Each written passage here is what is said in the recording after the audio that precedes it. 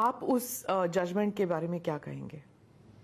Interim bell, देखिए, supreme court को अधिकार है न्याय की व्याख्या करने का, पर पहली बार हो रहा है कि मगर मैं मानता हूं ये रूटीन और नॉर्मल प्रकार का जुडिशियल जजमेंट नहीं है।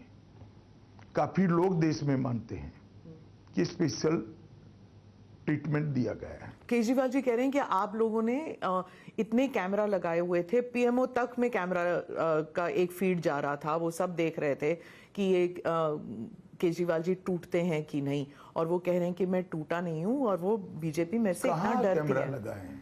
तिहाड़ में। तिहाड़ उनके पास है, हमारे पास नहीं है।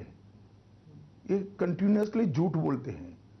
जेल प्रशासन दिल्ली सरकार के हाथ में, केजरीवाल जी के हाथ में, गृह मंत्रालय के हाथ में नहीं है। पर वो मतलब दिन में कम से कम 3 बयान आते हैं केजरीवाल जी से, और उन्होंने इंडिया अलायंस का नैरेटिव कब्जा कर लिया, क्योंकि वो कहते हैं पहले कि प्रधानमंत्री फुल टर्म नहीं रहेंगे तो मोदी की गारंटी नहीं, वो अमित शाह जी की गारंटी बन जाएगी क्योंकि कमान आप संभालेंगे। चलिए, आप इतने सीरियसली ले रहे हैं, वो सिर्फ 22 सीट लड़ रहे हैं देश में।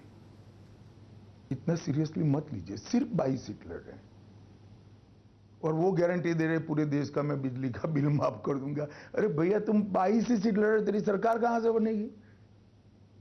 हम मोहल्ला क्लिनिक बना देंगे।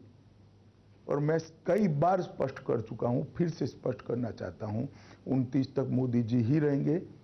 और केजरीवाल, आपके लिए कोई अच्छा समाचार नहीं है, 29 के बाद भी मोदी जी ही हमारे चुनाव अभियानों का नेता है, उनके नेतृत्व में ही हम चुनाव लड़ेंगे।